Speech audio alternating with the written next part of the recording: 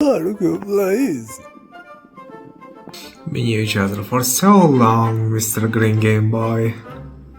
But unfortunately it's time for me to go. Hello, you sexy beast. Do I turn you on? Where's the fucking turn on button? Yeah. I know you're against us doing this without protection, but I'm sure we won't catch any Pokemon.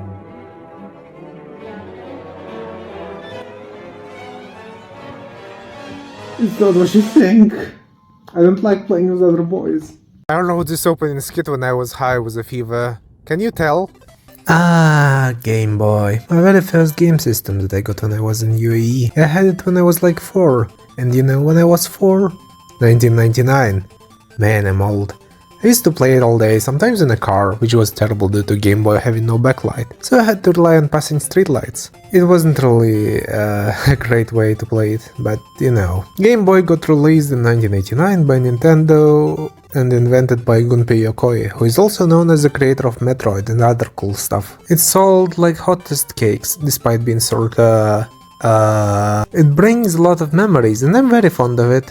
In this video I wanted to go over my favorite games on the system and some other notable but less favorite. I would recommend either emulating it or play it with the Switch subscription because... just look at this! Super Mario Land is one of the most sentimentally important games for me, possibly the first game I've ever played at the age of 4. Look at me, 24 years later still playing Mario games, what is wrong with me? Released as a launch title in 1989, it was a technological marvel and looked very impressive for its time. Not so much now though. Still, very fun to play, good platforming, sprite may be a little too small, but it doesn't matter. The gameplay is the usual Mario fare, although quite a bit different, but it's a lot of fun for about 40 minutes. Yeah, the game is very short, as short as like Tom Cruise. You can complete it in half an hour during lunch break. You can tell Game Boy was not conceptualized as a system that you were going to spend a lot of time with at a time. It's really fun, and for a pocket game in 1989 it's downright fantastic. It feels like very different, as the worlds are based on Chinese, Egyptian and other cultures, plus an underwater level that is actually really fun. How many games can say that? Princess Peach is nowhere to be seen, instead we're saving Princess Daisy of Sarasaland, a hot desert kingdom. She's like a valuable inclusion into the series and an active brown tomboy GF, but that'll happen like 11 years later with her addition into Mario Tennis 64, when Nintendo remembered they don't have enough female characters to pad out the roster. But as of right now, in the 80s, she's still just a sprite with no personality. And of course we're doing the same song and dance with Princess being in another castle. Mario must be pissed. Even stranger, you don't even fight Bowser this time. It's some random purple alien dude called Tatanga. Of course you won't be able to tell that he's purple cause in games he looks like this. He's purple in the manual though. So yeah, you beat Tatanga in a bot fight and save Daisy. Now, why was this game so weird? Why was there a different princess? Weird worlds? Weird music? Weird bosses? And why does Daisy turn into a bug?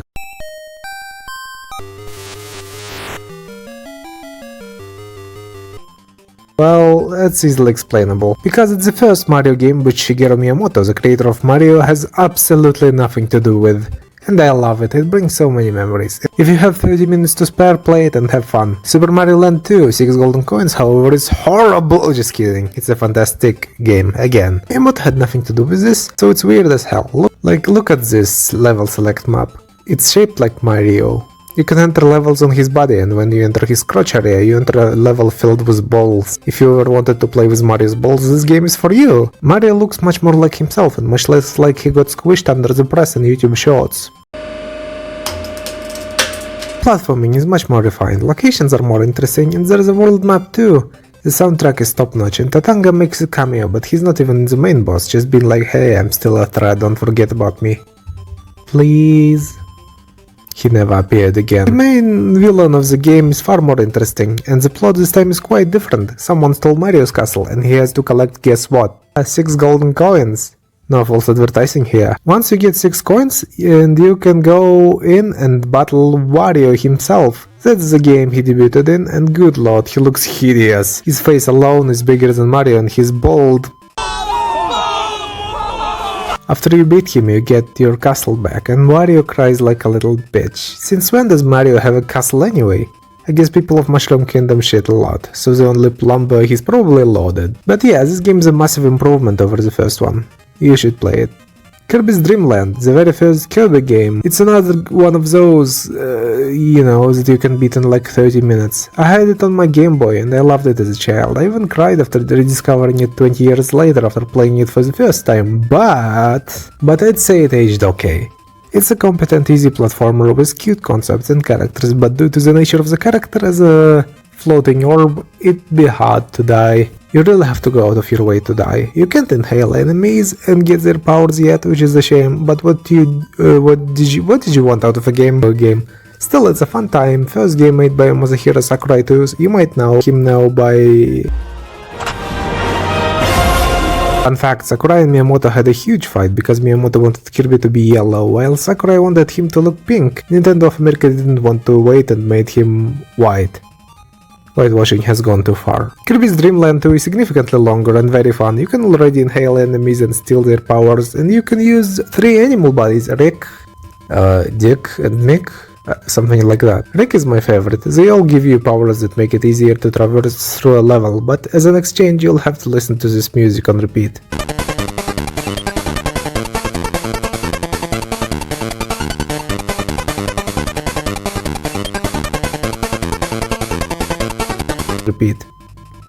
And the music will not stop until you lose the animal body. Kinda sad, cause I want to hear more of the levels music, cause the music in this game is great. The final boss is Dark Matter, and this guy is creepy as hell. He also appears in Dreamland 3 and in Kirby 64 and gets creepier and creepier. Thank you for traumatized childhood, Kirby. But yeah, very solid game and far longer too. Donkey Kong on Game Boy is a very interesting game. You buy a game called Donkey Kong on Game Boy, you put it in and see that it's an enhanced port of the original game. Oh hey, that's cool, right? Then you beat the final level, level 4, and suddenly the game says, "Ha, fuck you, 103 more levels." Honestly, best prank ever. Hiding a whole new game behind the pretense of a remaster is genius. Nowadays the only prank you can receive from Nintendo is getting copyright striked for throwing a Pokemon themed party. Well, here's the thing, this actually might be the very best game on Game Boy too. In the game you have to collect keys and chase Donkey Kong through different levels while trying to save Pauline. Not going to lie, the puzzles are fantastic, and a lot of moves thought to be invented by Mario 64 actually originated here, like, the backwards jump. The music is great, the platforming is tight, and it's probably the very last meaningful appearance of Donkey Kong Jr. ever, before being banished into the realm of irrelevancy, where things like Star Fox reside. And he's a boss fight too! In the end you beat him. You all make up and take a picture together, and it's such a satisfying ending. I really want a remake. It wasn't even the last of Donkey Kong on Game Boy. There was also Donkey Kong Land trilogy of platformers, which were disguised as ports of SNES Donkey Kong games, but actually had completely different level layouts. I'm sensing a pattern here, and the pattern is Donkey Kong lies to you. It's a bunch of very solid fun platformers with some graphical problems. Sometimes you can distinguish a background from a platform, unfortunately. But it's still fun, using a lot of the same assets as Donkey Kong Country. If I were to choose between the two, I'd rather play the SNES trilogy. But as the companion title, all 3 of them are pretty fun. First game's plot is so dumb. It takes place after Donkey Kong Country 1 and it's essentially just Cranky going, "You can do heroic stuff on worse hardware like I did back in the day, in my arcade days." Cause Cranky used to be Donkey Kong, if you didn't know. And Donkey Kong is like, yeah, bet, try them. Unless you don't want to, which is okay, just play the SNES ones. Castlevania had some games on the system, Castlevania Adventure, Castlevania Adventure 2, and Castlevania Legends. Why am I so brief about them? Because, I'm sorry, but they're not very good. Very clunky. One of them isn't even canon. Castlevania did not translate well into Game Boy realm, except for Kid Dracula. Apparently this is supposed to be Alucard from Symphony of the Night as a kid, but the canonicity of this game is dubious. It's one of those Japanese party games like Parodios and stuff. Japanese generally think of parody genre as something to sprinkle with ridiculous and bizarre elements. It's basically Castlevania on crack and Sugar Rush. Although it plays more like a Mega Man if anything. It's fun, I highly recommend it. Funny, charming, good, and way better than the NES version. Wario received 3 games of his own on Game Boy, Wario Land 1, 2 and 3. In Wario Land 1 he is still an oddball weird punk, and I love how they established him as this weird anti-Mario, anti-hero, who is kind of a gross exaggeration of his traits. Like Mario stomps enemies, Wario does it in a more violent fashion. Mario collects coins? Wario's entire purpose is acquiring wealth. The game has a lot of bizarre elements to it, which really indicates the future of the series as this weird experimental anything goes series. Wario Land is kind of like Mario, except you can shoulder bash enemies, and their main goal is to collect gold. Wario is very greedy and loves money, and hell yeah, get it back, girl. I can relate. In the end, you battle this hot pirate lady, Captain Syrup, and her pet genie. I like Captain Syrup, and I'm glad she appears a lot more in the future. She's sort of an arch enemy to Wario. 90% of best female character in the Mario universe originated from the Wario games for some reason. Depending on how many coins you collected, you get a different ending. You can end up with a birdhouse, or a house, or a mansion. It seems like the castle is the canon choice, since in the second game we start from there. But if you get rich enough, you can literally buy the frigging moon! Grill must be jealous. Wario Land 2 is more of the same, but now in color, and you can't die. I think canonically it's explained by Wario is immortal because he doesn't feel like dying. Which is frankly amazing. Also, it's in color. I should probably mention that Nintendo released a revision called Game Boy Color at some point, but it's pretty much 100% backwards compatible and has a very low amount of exclusives, so I kinda conflate them together. I didn't actually have color as a kid, I only had the green one. Wario gets robbed by Captain Syrup's pirate crew, and you can literally just sleep through it. Chad Wario, so rich he can sleep through a robbery. But yeah, you just get to the next level, and here's the thing.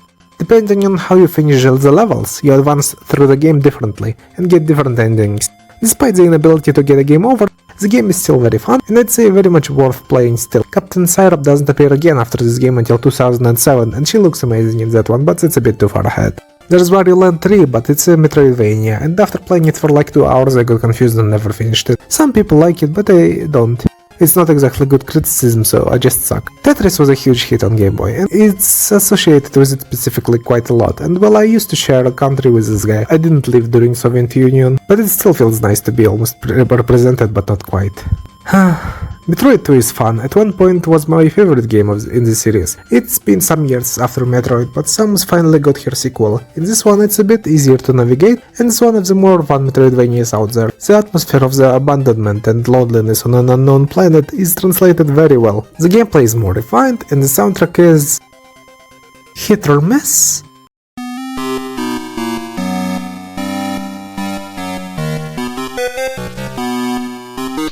Toilet sounds. When it misses surprisingly hard. Still, it starts one of the best story arcs in video games, and lets Samus befriend the Metroid, the last of the race of bloodthirsty creatures, and he turned out to be nice, because it thinks Samus is, its mother. Aww, this is adorable. This story arc will return in Super Metroid and Other Lamb. The baby, and the baby, with the baby, of the baby, with the baby. Babies cry, the babies cry. Still, it's a really nice search action game with lots of exploration and creative bosses. The fact that they fit it all on Game Boy is impressive. I played Pokemon Yellow and it was alright. I don't really get Pokemon, but I feel like skipping it is like doing a disservice to Game Boy as a whole, cause it's sold insanely well and is still beloved by people, but I just can't get into the franchise properly. I don't understand the appeal. Still, it wasn't a bad time. I had fun and Pikachu is adorable as usual. Legend of Zelda: Link's Awakening is one of my favorite Zelda games. Very cute, charming and different. There is no fighting Ganon this time, and you don't even have to save Zelda either. Instead, you are on a deserted island and you have to solve the mystery of it. How did you end up here? Why is there a giant egg? Why are there cameos from Goombas from Mario? Why is Kirby here? While these seem weird and fanservice-y, by the end it all makes sense, but I don't want to spoil it. It's a fantastic Zelda game and probably the best one by far, chronologically, at least until Ocarina of Time arrives. Yes, I said what I said, I like it more than A Link to the Past, I'm sorry.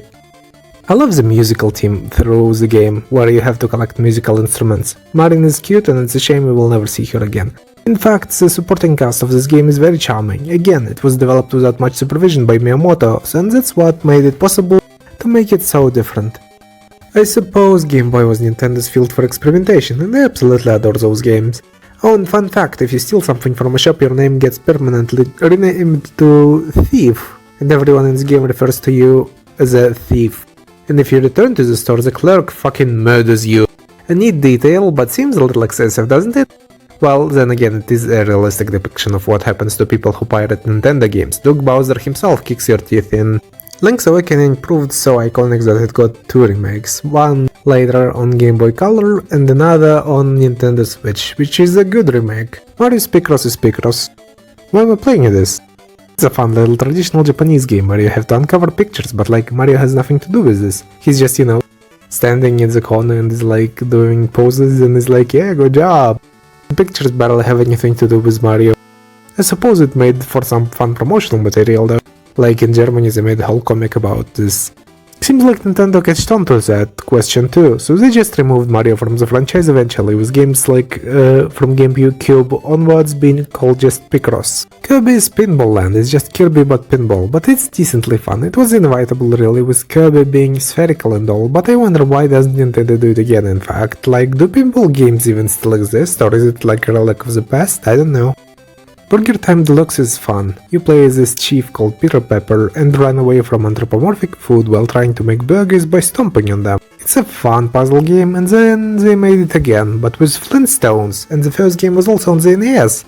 And there's another game on Wii, and on Windows, and on phones, and on Nintendo Switch. It's number 10 and the longest for game franchises according to Wikipedia. Why the fuck are there so many Burger Time games? Wario Blast featuring Bomberman is just Bomberman, where one of the Bombermans got reskinned as Wario for some reason. I'd say this game got me into Bomberman, so it did its job. It's a fun little game. You bomb enemies and bosses and compete with your opponent, who can be Wario or Bomberman. Also, no, Wario Blast does not refer to his thoughts, thank you very much.